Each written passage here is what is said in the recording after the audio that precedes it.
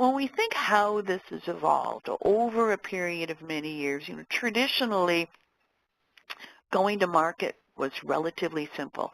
A marketer or an organization, perhaps such as your own, but wanted to communicate, wanted to offer products and services to the public, to customers and to end users.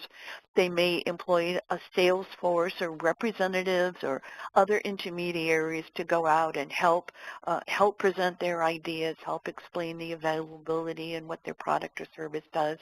They might even use an advertising agency or go to media to help get the word about. But broadly speaking, it was a one-way, very linear process of sending out sales messages and sometimes even incentives to these customers and end users on the receiving end.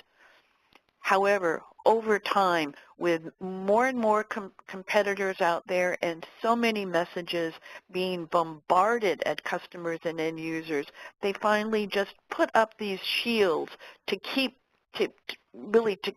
protecting themselves from this onslaught of messages that they were getting from everyone.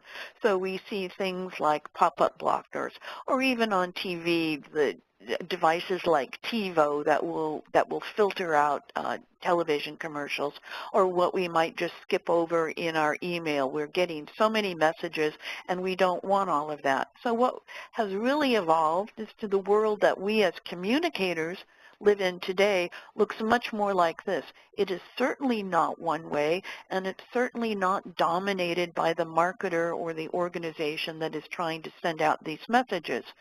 Customers and consumers have their own way of finding information when they want it, where they want it, in their own time frame, and just the information they want. And they can go completely around this traditional system.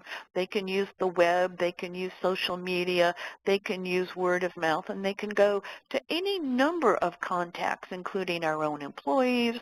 They can go to recommenders, they could go to friends, other influencers.